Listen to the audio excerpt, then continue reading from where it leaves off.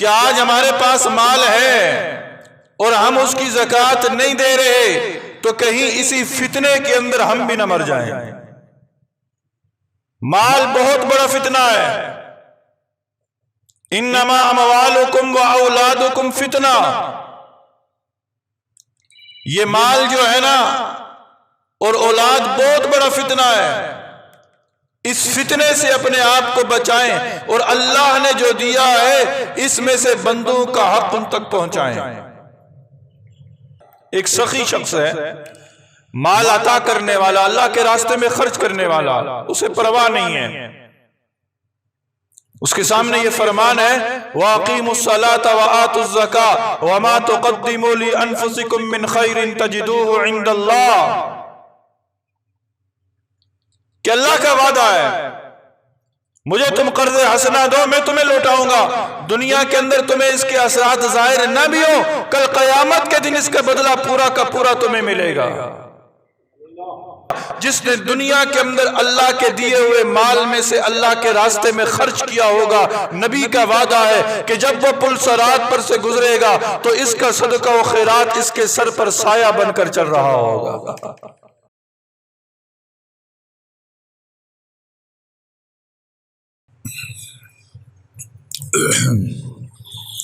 السلام علیکم ورحمۃ اللہ وبرکاتہ۔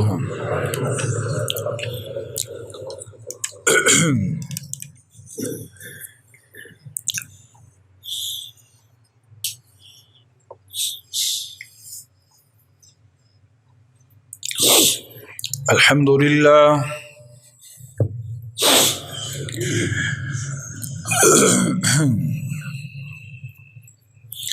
الحمد للہ رب العالمین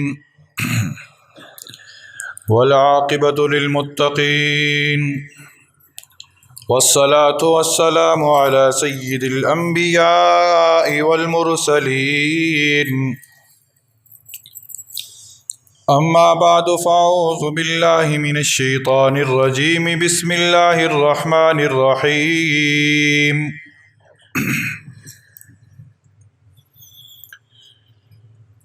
ویل لکل ہمزۃ لمزہ الذی جمع مالا وعددا یحسب ان مالہ اخلدا کلا لینبذن فی الحطمہ وما ادراک ما الحطمہ نار اللہ الموقدہ التي تطلع على الافئدہ انہا علیہم مؤصدہ فی عمد ممددہ۔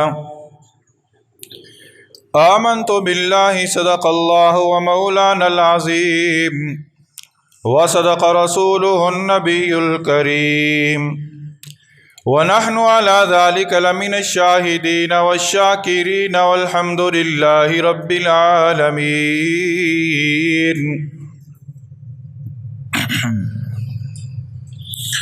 تمام احباب انتہائی ذوق، شوق، عقیدت، محبت، احترام اور ثواب کی نیت سے ایک مرتبہ درود شریف پڑھ لیجیے۔ اللہم صلی علی محمد وعلی آل محمد کما صلیت علی ابراہیم وعلی آل ابراہیم انک حمید مجید۔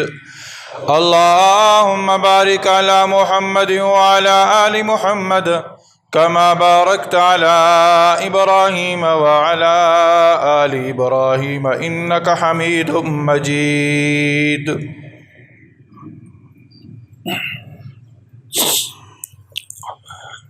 میرے انتہائی واجب الاحترام سامعین اعظام،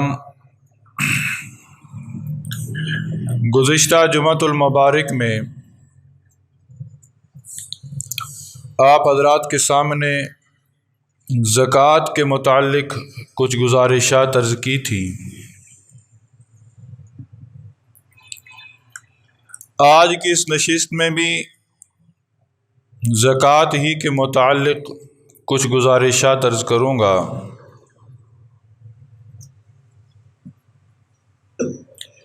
یہ اتنا اہم مسئلہ ہے کہ جس کی نزاکت کو آج ہم سمجھ نہیں رہے،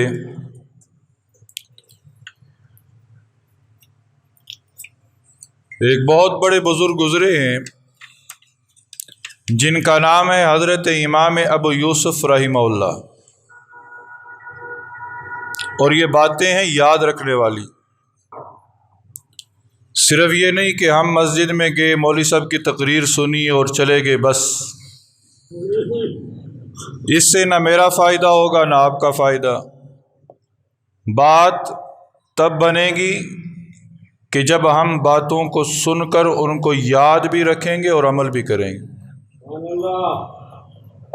تقریریں تو آج بہت سنتے ہیں ہم لوگ، اور تقریریں سننے کے مواقع بھی بہت ہیں، پر عمل نظر نہیں آ رہا۔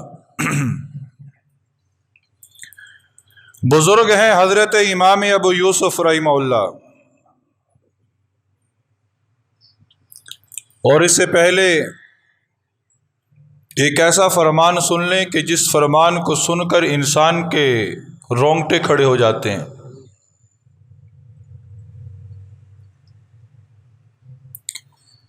حضرت عبداللہ ابن مسعود رضی اللہ تعالی عنہ، وہ جلیل القدر صحابی کہ جنہیں نبی کریم صلی اللہ علیہ وسلم نے فرمایا کہ میری امت کا فقیہ ہے عبداللہ ابن مسعود۔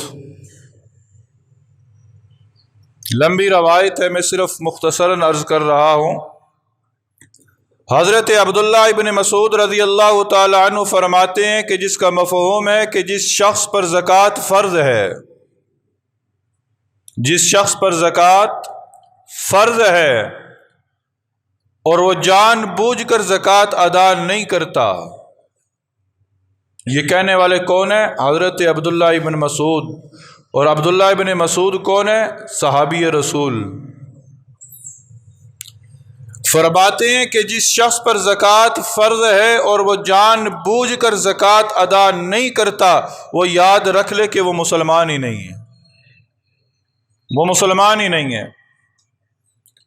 حضرت امام ابو یوسف رحمہ اللہ، جو حضرت امام ابو حنیفہ رحمہ اللہ کے شاگرد خاص تھے،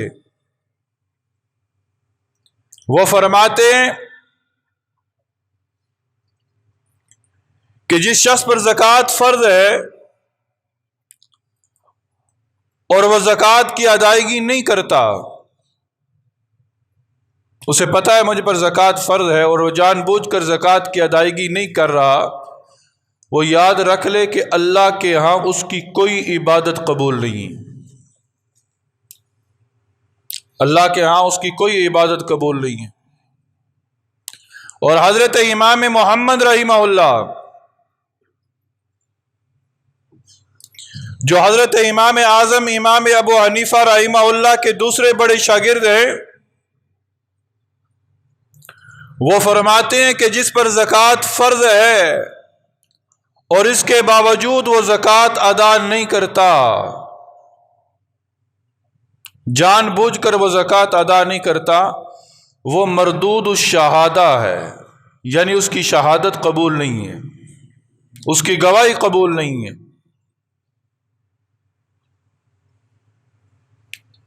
اتنی سخت وعیدات ہیں، پھر اس کے باوجود ہم اس اہم مسئلے کی طرف توجہ نہیں کرتے۔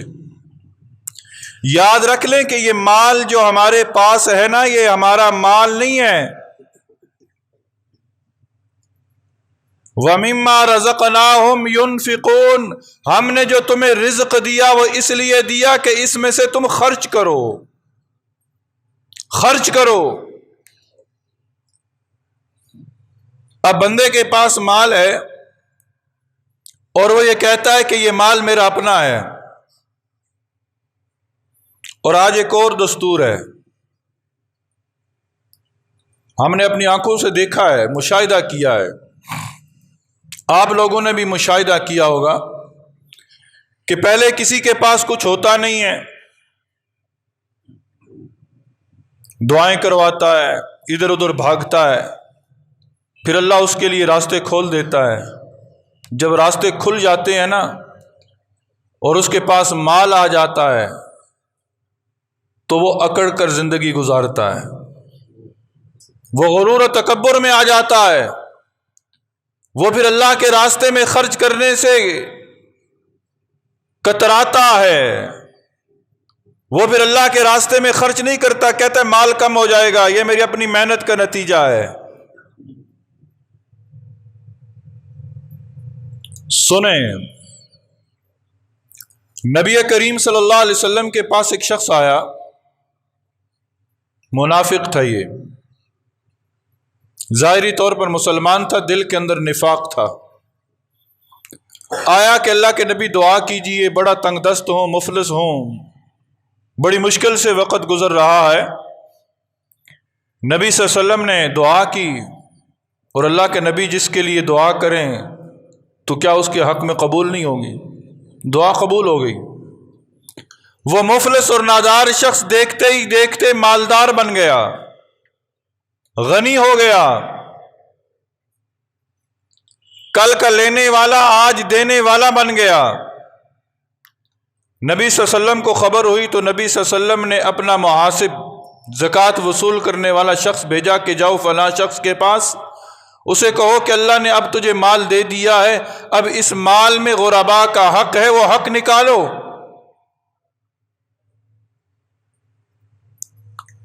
اب وہ زکوٰۃ لینے والا اس شخص کے پاس گیا تو وہ شخص آگے سے جواب کیا دیتا ہے؟ یہ تو میرے اپنی محنت کا نتیجہ ہے۔ مال دینے سے وہ کترانے لگا، ہیلے بہانے بنانے لگا۔ وہ زکوٰۃ کا وصول کرنے والا شخص آیا نبی صلی اللہ علیہ وسلم کے پاس اور آ کر کہا کہ اللہ کے نبی وہ شخص یوں کہہ رہا ہے۔ نبی صلی اللہ علیہ وسلم نے اس کی اس بات کو ناپسند کیا۔ پھر کچھ عرصہ کے بعد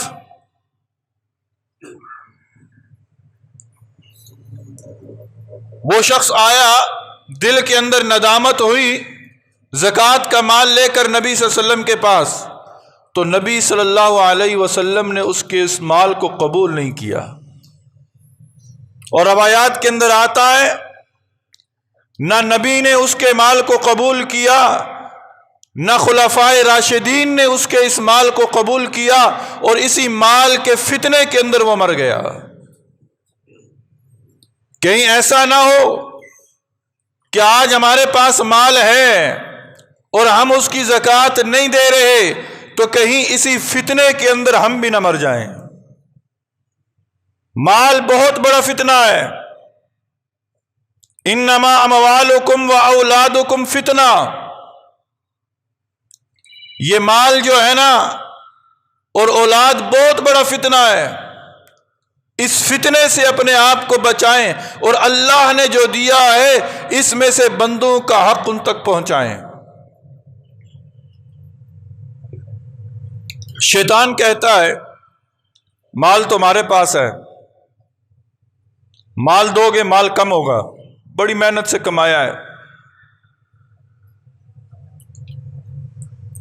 ہزاروں ہیلے بہانے آپ کے سامنے لے کر آئے گا، بڑے وسوسے ڈالے گا، یار اتنی محنت سے مال کمایا ہے، کہاں خرچ کر رہے ہو؟ چلو اس سال چھوڑو اگلے سال دے دینا، اس سال چھوڑو اگلے سال دے دینا۔ ہزاروں ہیلے بہانے آپ کے سامنے لے کر آئے گا۔ اور دوسری طرف رحمان کیا کہہ رہا ہے؟ مال میرے راستے میں خرچ کرو، میں تمہارے مال میں اضافہ کروں گا۔ شیطان کہہ رہا ہے مال نہ خرچ کرنا، مال کے اندر کمی ہوگی۔ اب جو مال نہیں خرچ کر رہا وہ شیطان کی پیروی کر رہا ہے۔ اب وہ خود اندازہ لگا لے میں کس کی پیروی کر رہا ہوں۔ مال خرچ کرنے والا وہ رحمان کی پیروی کر رہا ہے، اور مال نہ خرچ کرنے والا وہ شیطان کی پیروی کر رہا ہے۔ اور شیطان کی پیروی کرنے والے کو ایسی بیماری لگتی ہے کہ اس بیماری کا علاج کوئی نہیں، یہ بھی یاد رکھیں۔ شیطان کی پیروی کرنے والے کو ایسی بیماری کے اندر مبتلا کر دیا جاتا ہے جسے وہ بیماری لگ جائے، جسے وہ بیماری لگ جائے وہ رب کی رحمت سے بھی دور، وہ جنت سے بھی دور، وہ اللہ کی مخلوق سے بھی دور ہو جاتا ہے۔ بیماریوں سے اپنے آپ کو بچانے کی ہم ہر ممکن کوشش کرتے ہیں نا. موجودہ وائرس کے اندر ہر طرف سے آوازیں لگ رہی ہیں یہ احتیاطی تدابیر اختیار کرو، اس بیماری سے بچ جاؤ گے. ہر بندہ اپنی استطاعت کے مطابق ان احتیاطی تدابیر کو اختیار کیے ہوئے ہے. بالکل اسی طرح یاد رکھیں سب سے بڑی بیماری یہ تو دنیا کی بیماری ہے کرونا، یہ تو دنیا کی بیماری ہے، باقی جو بیماریاں ہیں یہ ہماری موت کے ساتھ ختم، لیکن ایک ایسی بیماری ہے کہ جس کا وبال ہمیں قیامت کے دن بھی بھگتنا پڑے گا. وہ کون سی بیماری ہے؟ وہ بخل کی بیماری ہے. بخل کی بیماری. اللہ نے جسے مال دیا اور اس نے اللہ کے راستے میں خرچ نہ کیا وہ بخل کے اندر مبتلا ہو جائے گا. بخیل، اور بخیل جنت تو کیا جنت کی خوشبو بھی نہیں سونگھ پائے گا. بخیل شخص اللہ کی رحمت سے بھی دور ہو جاتا ہے، بخیل شخص جنت سے بھی دور ہو جاتا ہے، بخیل شخص اللہ کی مخلوق سے بھی دور ہو جاتا ہے. اور اس کے برعکس سخی ہے، اس کے برعکس ایک سخی شخص ہے، مال عطا کرنے والا، اللہ کے راستے میں خرچ کرنے والا، اسے پرواہ نہیں ہے. اس کے سامنے یہ فرمان ہے وَأَقِيمُوا الصَّلَاةَ وَآتُوا الزَّكَاةَ وَمَا تُقَدِّمُوا لِأَنفُسِكُم مِّن خَيْرٍ تَجِدُوهُ عِندَ اللَّهِ، کہ اللہ کا وعدہ ہے مجھے تم قرض حسنہ دو میں تمہیں لوٹاؤں گا. دنیا کے اندر تمہیں اس کے اثرات ظاہر نہ بھی ہو، کل قیامت کے دن اس کا بدلہ پورا کا پورا تمہیں ملے گا. کیسے بدلہ ملے گا؟ جہاں نفسا نفسی کا عالم ہوگا. سنتے ہو نا قیامت کے مناظر، حشر کے مناظر، سورج اتنے قریب ہوگا، پسینے میں لوگ شرابور ہوں گے، ہر کسی کو اپنی اپنی پڑی ہوگی، ہر کسی کو اپنی اپنی پڑی ہوگی. ایسے حالات کے اندر ایک پل آئے گا جسے پل صراط کہتے ہیں، اور اس پر سے ہر ایک کو گزرنا ہوگا.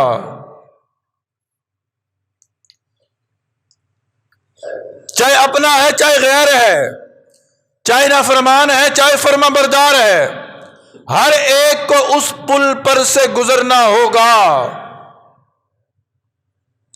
اور اس پل پر سے جب وہ گزرے گا جس نے دنیا کے اندر اللہ کے دیے ہوئے مال میں سے اللہ کے راستے میں خرچ کیا ہوگا، نبی کا وعدہ ہے کہ جب وہ پل صراط پر سے گزرے گا تو اس کا صدقہ و خیرات اس کے سر پر سایہ بن کر چل رہا ہوگا، سایہ بن کر چل رہا ہوگا، اس کی حفاظت کر رہا ہوگا. یہ ہے غنی شخص، اللہ کے راستے میں خرچ کرنے والا. اللہ کے راستے میں خرچ کرنے والا اللہ کی رحمت کے قریب آتا ہے، جنت کے قریب آتا ہے، اور اللہ کی مخلوق کے قریب آتا ہے. اللہ کے مخلوق کا قرب نصیب ہوتا ہے اسے. اور پھر یہ بھی یاد رکھیں جو اللہ نے ہمیں مال دیا ہے نا، اس مال میں انسان کے بنیادی حقوق شامل ہیں. انسان کے بنیادی حق کتنے ہیں؟ قرآن اور حدیث کی روشنی میں پتہ چلتا ہے کہ انسان کا سب سے بنیادی حق یہ ہے کہ ہر انسان کو خوراک ملنی چاہیے، ہر ایک انسان کو خوراک ملنی چاہیے. دوسرا انسان کا بنیادی حق یہ ہے کہ ہر انسان کو لباس ملنا چاہیے. تیسرا انسان کا بنیادی حق یہ ہے کہ ہر انسان کو سایہ یعنی چھت نصیب ہونی چاہیے. پھر دو حق اور ملا لے ساتھ، ہر انسان کا بنیادی حق یہ ہے کہ اس کو صحت کی سہولیات ملنی چاہیے، اور ہر انسان کا بنیادی حق یہ ہے کہ اس کو تعلیم ملنی چاہیے.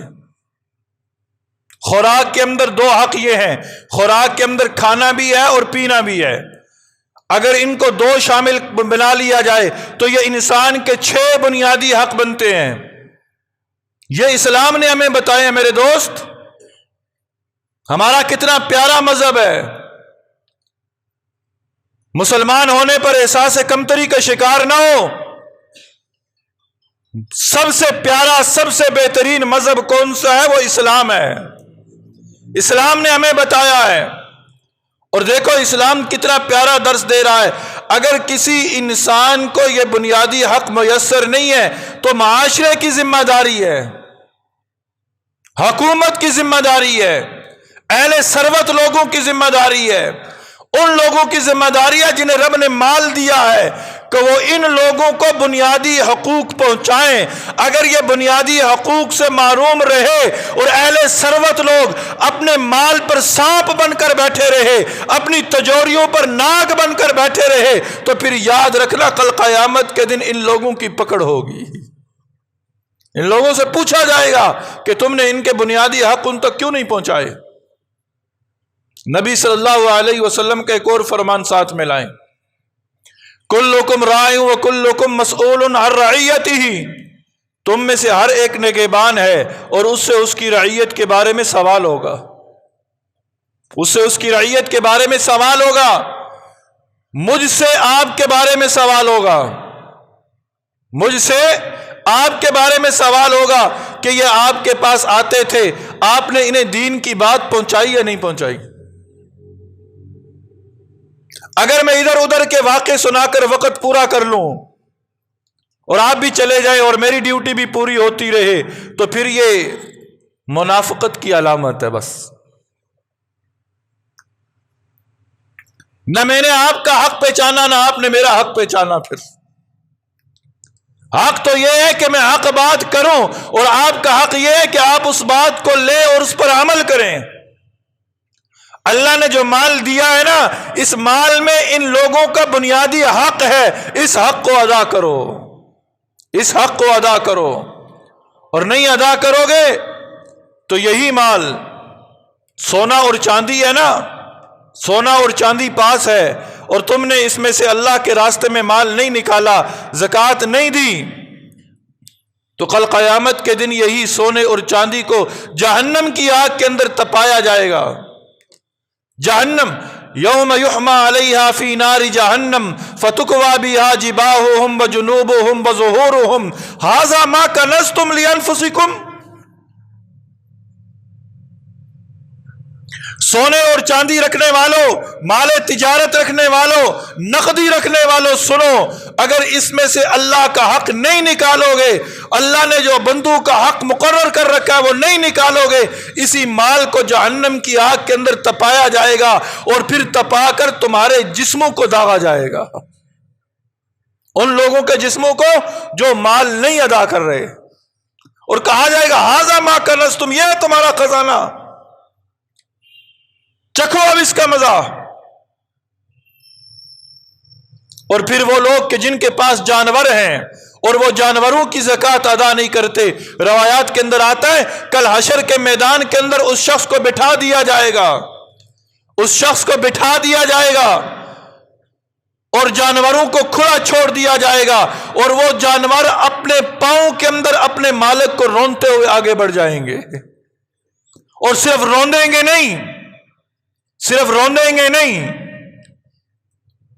اس شخص کو اپنے سینگوں سے ماریں گے، اپنے دانتوں سے کاٹیں گے۔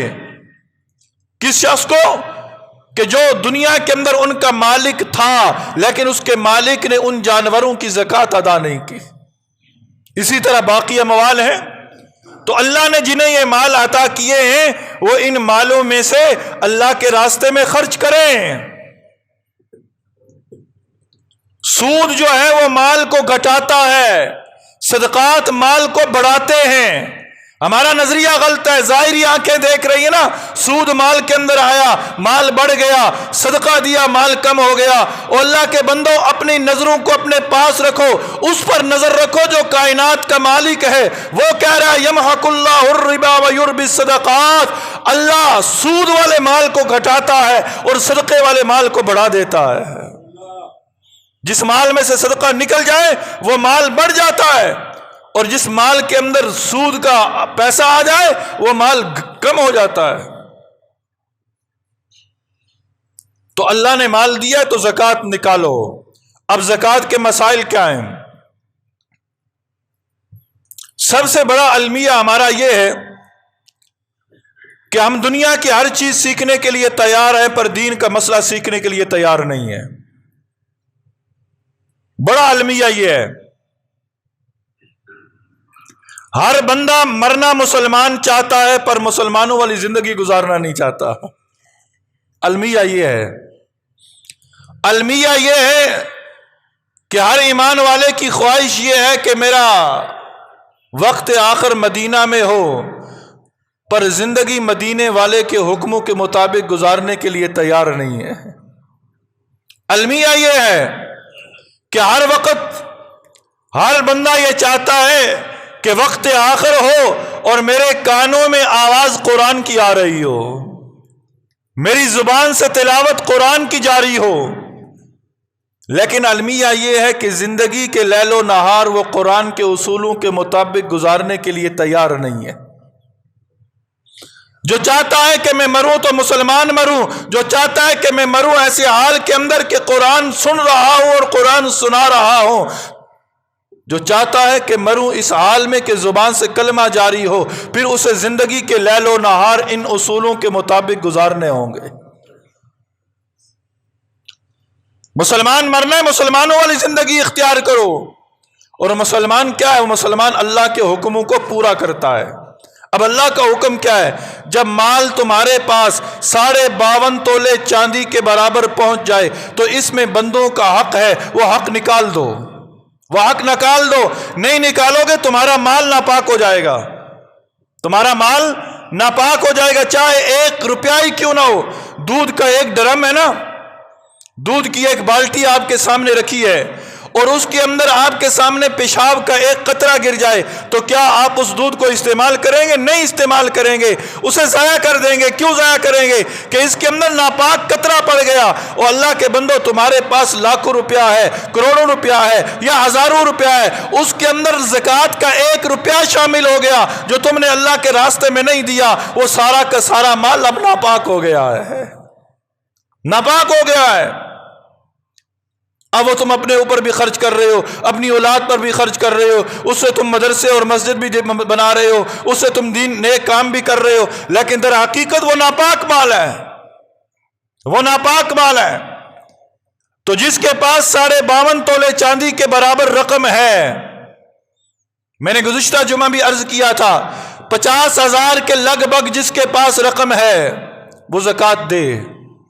نظام زکوٰۃ قائم ہو جائے نا، نظام زکوٰۃ اگر صحیح معنوں میں قائم ہو جائے، ہمارے معاشرے کی مایوسیاں ختم ہو جائیں گی۔ وگرنہ جس طرح زکوٰۃ کے نظام کا مذاق اڑایا جا رہا ہے نا، جس طرح ہم زکوٰۃ کے مسئلے کو مذاق سمجھ رہے ہیں، حالات دیکھ رہو آئندہ آنے والے دنوں کے اندر یوں محسوس ہو رہا ہے، اللہ نہ کرے ایسا ہو، لیکن حالات بڑے سخت آ رہے ہیں، حالات بہت سخت آ رہے ہیں۔ ان حالات کو اگر ہم نے سدھارنا ہے تو یاد رکھیں، کوئی محکمہ، کوئی حکومت، کوئی پارٹی ان حالات کو نہیں سدھار سکتی۔ حالات کو سدھارنے والا وہ ہے جو حالات کو بنانے والا ہے، جو دیکھ رہا ہے، ہماری رگ رگ سے واقف ہے۔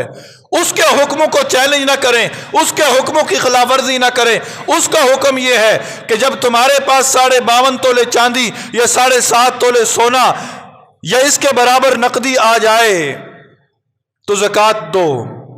اب یہاں چند اہم مسئلے ہیں، میں اختصار کے ساتھ مسئلہ بیان کروں گا اور آپ توجہ کے ساتھ مسئلہ سنتے چلے جائیے گا۔ یاد رکھیں، بڑے اہم مسئلے ہیں، بڑے اہم مسئلے، زندگی کی بقا کا دار و مدار ہے ان مسئلوں پر۔ 52.5 تولے چاندی، 7.5 تولے سونا زکوٰۃ کا نصاب ہے۔ ایک شخص کہتا ہے میرے پاس 52.5 تولے چاندی ہے ہی نہیں، ایک شخص کہتا ہے میرے پاس 7.5 تولے سونا ہے ہی نہیں، میں زکوٰۃ نہیں دوں گا۔ یاد رکھیں، آج 11 شعبان ہے، 11 شعبان کو میرے پاس 1 تولہ چاندی، 1 تولہ چاندی، میرے پاس 1 تولہ سونا یا اس کے برابر اتنی رقم آ گئی جو 50,000 کے ہندسے کو پار کر جاتی ہے یا 50,000 کے قریب پہنچ جاتی ہے آج کے دن، اور یہ رقم میری ضرورت زندگی سے زیادہ ہے۔ اب اگلے سال آج 11 شعبان ہے، میں لکھ لوں، میں دنیا کا ہر معاملہ لکھتا ہوں۔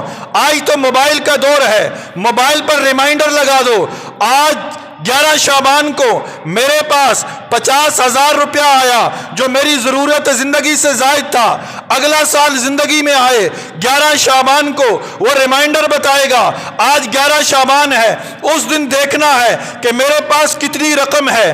آج 11 شعبان کو 50,000 کا مالک بنا، اگلے 11 شعبان کو اگر میں 20 لاکھ کا مالک تھا تو مجھے زکوٰۃ 20 لاکھ پر ادا کرنا ہوگی۔ یہ بڑی غلط فہمی ہے۔ گزشتہ جمعہ ایک صاحب آئے، مسئلہ پوچھا کہ جی میں زکوٰۃ ادا کرتا ہوں، میں زکوٰۃ ادا کرتا ہوں، میں نے پچھلے سال بھی زکوٰۃ ادا کی، لیکن میرے پاس ایک پلاٹ تھا، میں نے وہ پلاٹ بیچا۔ کب بیچا؟ میں نے 1 مہینہ پہلے بیچا، 1 مہینہ پہلے میرے پاس رقم آئی ہے، اس پر تو سال نہیں گزرا نا، اس پر تو سال نہیں گزرا، اس پر تو زکوٰۃ نہیں دوں گا۔ نہیں، اس مال پر سال گزرنا ضروری نہیں ہے، تمہارا سارا سال صاحب نصاب رہنا ضروری ہے۔ اگر ایک دن بھی میرے پاس پہلے، ایک دن پچھلے 11 شعبان کو میرے پاس 50,000 تھے، آج 11 شعبان تھی، کل 10 شعبان کو میرے پاس 1 لاکھ روپیہ کہیں سے آ گیا، 1 لاکھ روپیہ کہیں سے آ گیا، تو اب مجھے 1.5 لاکھ روپے پر زکوٰۃ ادا کرنا ہوگی، 1.5 لاکھ روپے پر زکوٰۃ ادا کرنا ہوگی۔ یہ جو سال گزرنے کا کنسپٹ رکھا ہوا نا لوگوں نے، اور ہیلے بہانے مناتے ہیں، ہیلے بہانے مناتے ہیں، کہتے سال گزرنا ضروری ہے، میرے پاس یہ مال ہے، میرے پاس یہ مال ہے، سال پورا ہونے کے سے پہلے 3 دن پہلے 4 دن پہلے یہ مال میں اپنے دوست کو دیتا ہوں، یار یہ تم رکھ لو، یہ تم رکھ لو، اور میں یہ ہیلا بہانہ بنا لیتا ہوں، یار اس مال پر تو سال گزرا ہی نہیں ہے، اس مال پر تو سال گزرا ہی نہیں ہے۔ اور کس کو دکھا رہے ہو؟ اللہ کی قسم کھا کر کہتا ہوں یہ مال بڑا بے وفا ہے، اس مال میں وفا نہیں کرنی۔ ساری زندگی مال کماتے ہو نا، ساری زندگی مال کماتے ہو اور اللہ کے راستے میں خرچ نہیں کرتے۔ کس کے لیے مال کماتے ہو؟ دنیا کے لیے، اولاد کے لیے، عزیز و اقارب کے لیے، دوستوں کے لیے؟ مرتے وقت انہوں نے تمہارے جسم پر صرف لٹھے کی 3 چادریں لپیٹ کر تمہیں قبر کے اندر رکھانا ہے، بس۔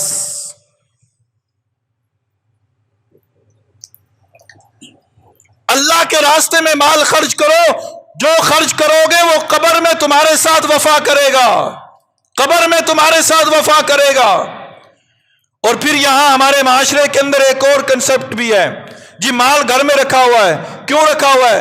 جی بیٹی کی شادی کرنی ہے، بیٹی کی شادی کے لیے مال رکھا ہوا ہے۔ تو بیٹی کی شادی کا ذمہ دار ہے، رشتے تو بنانے والا وہ ہے جو آسمانوں پر ہے۔ تجھے کیا پتا تو بیٹی کی شادی تک زندہ بھی رہے گا یا نہیں رہے گا؟ تجھے کیا پتا؟ تجھے پتا ہے تو اپنی آنکھوں سے بیٹی کو رخصت ہوتے ہوئے دیکھے گا؟